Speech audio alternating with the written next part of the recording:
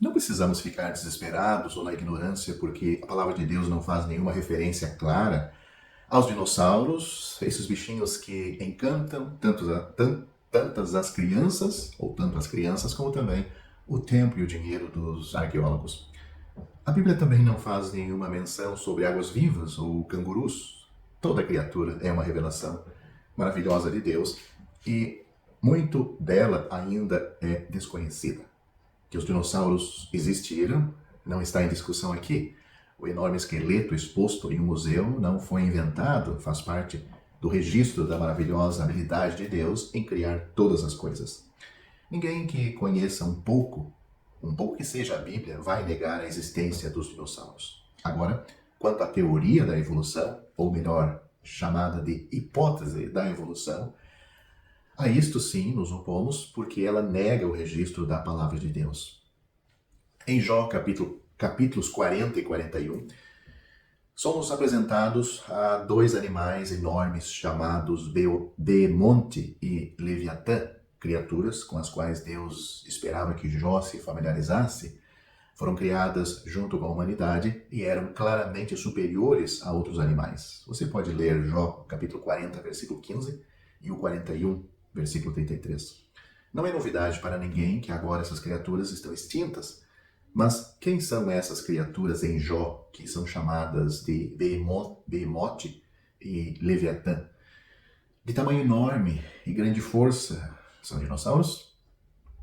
Os evolucionistas teorizam que os dinossauros morreram devido a mudanças climáticas catastróficas que causaram o desaparecimento de suas fontes normais de alimento.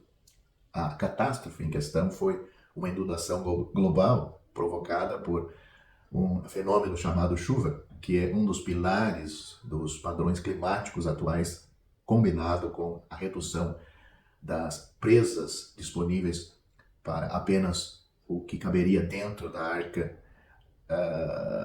construída por Noé. Através dos anos, com o avanço cada vez mais profundo da ciência, ela tem chegado a uma conclusão que apoia a verdade da criação divina. Não dependemos da ciência para crer em Deus e na sua palavra, mas não devemos ter medo de nos informar e fazer uso deste conhecimento. O apóstolo Paulo se valeu e citou 2 vezes poetas estudiosos gregos em seu sermão na colina de Marte, em Atos capítulo 17, para pregar as verdades divinas. A segunda lei da termodinâmica científica, todas as leis também têm sua origem em Deus, afirma que qualquer coisa deixada a si mesmo degenera em vez de produzir algo melhor. A decadência é uma lei que Paulo viu claramente escrita em seus próprios membros, Romanos capítulo 7, versículo 23. Esta lei, que tem suas raízes no pecado e persistirá até que o pecado seja erradicado, contradiz a premissa básica da evolução, que a origem pode surgir espontaneamente do caos. Para existir, a ordem tem que ter um criador. Os especialistas que se dedicam a estudo a genética humana, provaram que os humanos compartilham um ancestral comum mais recente, vivendo em qualquer lugar entre 6.000 anos a 1.000 anos depois de Cristo, ou seja, chegamos a Noé e sua esposa.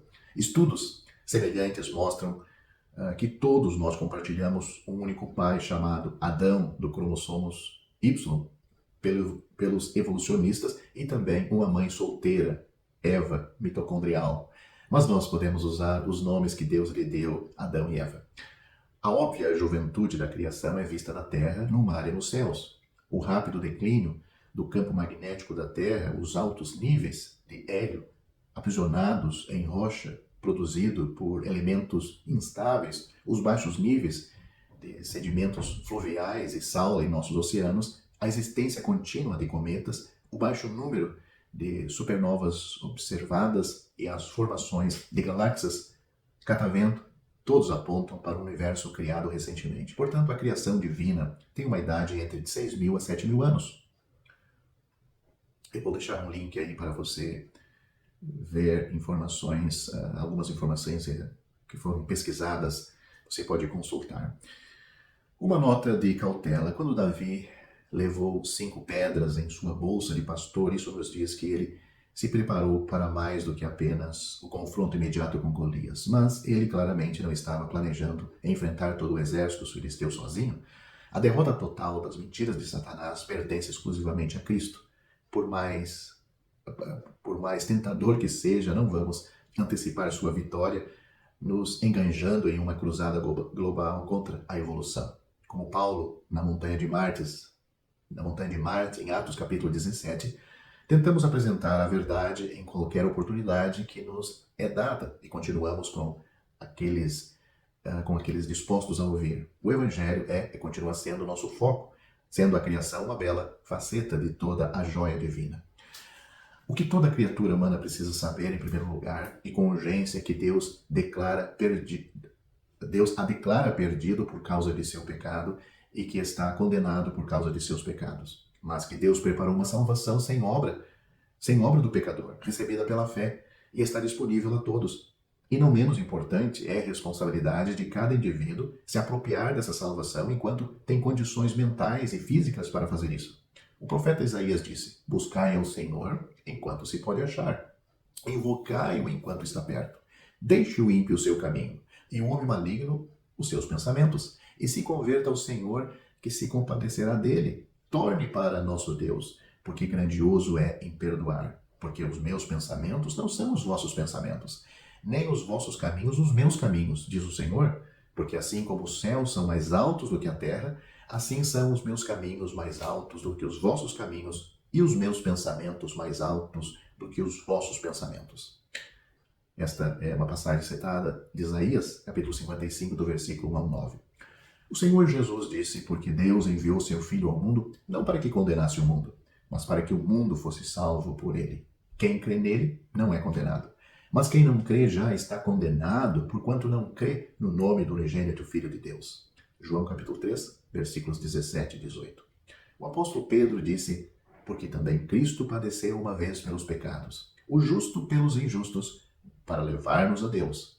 Ele é a pedra que foi rejeitada por vós, os edificadores, a qual foi posta por cabeça de esquina, e em nenhum outro há salvação, porque também debaixo do céu nenhum outro nome há dado entre os homens pelo qual devamos ser salvos. Eu citei 1 Pedro capítulo 3, versículo 18 e Atos capítulo 4, versículos 11 e 12. O Senhor Jesus, quando andou aqui, deu uma ordem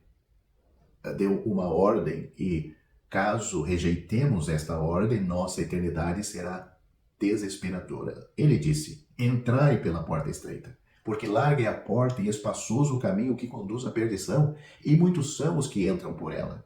E porque estreita é a porta e apertado o caminho que leva à vida, e poucos há que a encontrem. Mateus capítulo 7, versículos 13 e 14. O Senhor Jesus informou-nos de que há um lugar chamado perdição. A entrada a esse lugar é por meio de uma porta larga, e além da porta encontra-se um caminho espaçoso. Gente incontável apressa-se para este lugar. Até mesmo parece estar indo de trem expresso, tanto é a velocidade com que se dirigem a este destino. Visto que a porta é larga, tudo pode ser levado com eles. E uma vez que o caminho é espaçoso, é muito fácil viajar por ele. Mas esta porta e este caminho, diz o Senhor Jesus, conduzem à perdição. O lugar da perdição é o inferno. Assim que o Senhor Jesus diz aqui é que larga é a porta e espaçoso o caminho que conduz para o inferno, e são muitos que entram por ela. Pode ser que você se encontre entre os que estão neste caminho, rumo à perdição. Não fique a especular dizendo não haver porta para o inferno. Pelo contrário, a porta para o inferno existe e é larga. Não fique a imaginar se há caminho para o inferno, pois existe um caminho que conduz ao inferno e é mais espaçoso do que qualquer via expressa deste mundo. É muito mais espaçoso do que a rodovia mais espaçosa que se construiu pelo ser humano. De fato, os caminhos do inferno são muitos. Não há somente um. Se a pessoa, ou pelo menos neste caminho largo e espaçoso que conduz para o inferno, há muitas escolhas a ser feita, a qual lado deste caminho você trilhar? Se a pessoa deseja ir para o inferno, pode encontrar muitas estradas secundárias à sua escolha. Embora sejam muitos os caminhos, um só é o destino. Embora os pontos de partida possam variar, a linha de chegada é a mesma. Embora a pessoa viaje por caminhos diferentes, todas acabam no inferno. De fato, se você está decidido a ir para este lugar, a Bíblia pode facilmente mostrar-lhe muitos caminhos a seguir. Todos os que desejarem ir para o inferno podem tomar qualquer destes caminhos e terão a segurança de acabar lá. Entretanto, os que não quiserem acabar no inferno podem aprender como escapar de tal destino. O anseio de Deus é que ninguém vá para o inferno. Mas se alguém insiste em partilhar, em palmilhar ou em trilhar este caminho, quem poderá fazê-lo mudar de ideia? Deus, pelo Evangelho, avisa o pecador da sua ruína, do remédio que ele preparou e também da responsabilidade de cada pessoa receber pela fé esta grande salvação. Rejeitar este Evangelho é rejeitar o único caminho de salvação. E tal atitude, naturalmente, mandará a alma para o inferno. A pessoa pode ser boa, mas não consegue ser perfeita. Quem poderá dizer que durante a vida jamais pecou nem por um segundo? Se a pessoa pecar uma única vez, em um segundo, necessitará de um Salvador, porque seu pecado deve ser punido. Ao rejeitar o Salvador, manda a si mesmo para o inferno. Não abrigue o pensamento de que se você praticar boas obras, não irá para o inferno. A menos que você nunca tenha, desde o nascimento até a morte, nem por um segundo, cometido pecado por ação, palavra ou pensamento, você está destinado ao inferno. Mediante a morte e a ressurreição do Senhor Jesus, realizou-se a redenção para a nossa salvação. O que lhe está sendo entregue agora é o Evangelho. Por que é ele chamado de Boas Novas ou de Evangelho?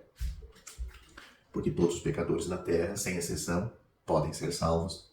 O Senhor Jesus morreu por todos eles. Ele levou em seu corpo os nossos pecados sobre aquele madeiro. Logo, todos os que estiverem dispostos a aceitá-lo pela fé, como Salvador pessoal, serão libertos da opressão e também do castigo do pecado. O caminho do homem é sempre tentar gradativamente reformar a si mesmo, acumulando mais méritos e esperando, ao final, alcançar a salvação. Mas ele nunca tem conhecimento ou dimensão do tamanho desses méritos. Quando realmente ele vai fazer o suficiente a ponto de agradar a Deus? Qual ser humano, padre, pastor, missionário, pode dizer: filho, você já alcançou o padrão de Deus? Isso não são boas novas, são notícias de miséria, pois quantos neste mundo são capazes de disciplinar a si mesmos de tal forma, acumular virtudes nesta vida, se é que alguém possa fazê-lo? E a todos os que desejam salvar a si mesmos mediante as boas obras, façam a seguinte observação: a não ser que sua obra seja perfeita e sem mácula, o seu assim chamado bem em si mesmo é pecado. A menos que sua justiça alcance os padrões dos céus e satisfaça a Deus, é como trapos da imundícia. Na solidão da noite, sua consciência o acusará de misturar o ego, a fama, a reputação e outros pensamentos impuros com os seus atos justos. Como é que Deus pode ficar satisfeito com justiça como essa? Será que você pode praticar o bem que satisfaça a Deus e não somente satisfazer a si mesmo e aos seus vizinhos? Dificilmente. Visto que você não pode praticar o bem, as notícias de que você deve realizar o bem a fim de ser salvo, na verdade, são notícias más. Mas, graças a Deus, que Ele não pede que façamos o impossível. Ele conhece nossa fraqueza e por isso fez com que seu Filho morresse por nós e levasse a penalidade de todos os nossos pecados. Não precisamos gradativamente praticar o bem em antecipação da salvação. Podemos ter a vida eterna imediatamente depois de crermos no Filho de Deus como nosso Salvador pessoal e aceitá-lo como tal. Isso mudará tudo. Isso não significa, é claro, que nós, os que cremos no Senhor Jesus, não precisamos praticar o bem. Quer simplesmente dizer que não podemos ser salvos por meio das boas obras. Nossa salvação depende inteiramente da graça de Deus, e é assim que afirma Efésios capítulo 2 e 8, pela graça sois salvos por meio da fé. Isso não vem de vós, é dom de Deus, não vem das obras, para que ninguém se glorie. Depois de sermos salvos, porém, depois de sermos salvos e o Senhor dar-nos nova vida, e essa vida praticará o bem espontaneamente. É esta nova vida que vai praticar o bem no salvo. Primeiro, seja salvo, depois pratique o bem. Não queira primeiro praticar o bem para ser salvo. Há alguém oprimido pelo pecado? Há alguém que trema só em pensar na vida depois da morte? A sua consciência não lhe diz que é pecador? Você não tem medo da morte e do juízo? Eis a salvação para o pecador contrito. O Senhor Jesus veio para salvar tais pecadores. Venha a Ele pela fé, assim como estás, e Ele o salvará. Ele mesmo declarou: o que vem a mim de modo nenhum lançarei fora. João capítulo 6, versículo 37. O seu temor deve ser em vão não vir. O seu temor deve ser em vão não vir a Ele. Mas não tenha medo algum de que Ele não receba. Agora você não tem desculpa alguma porque já ouviu o Evangelho. Obedecerá a Ele? O Evangelho trouxe o Salvador até você e informou que o caminho da salvação é mediante a aceitação de Cristo, aceitação pela fé dele, da obra que ele consumou na cruz. Agora a decisão de obedecer é sua. Se você perecer, não será por causa de seus pecados passados, mas por não obedecer o Evangelho. Suponha que você esteja doente e quase à porta da morte alguém lhe traz um remédio que pode curá-lo. E suponha que você se recuse a tomar o remédio. Se morrer, não será por causa da doença, mas por causa de recusar o remédio que poderia ter curado e salvado. Se há dúvida, melhor dizendo, não há dúvida de que você pecou. Mas eis um Salvador cuja especialidade é salvar pecadores.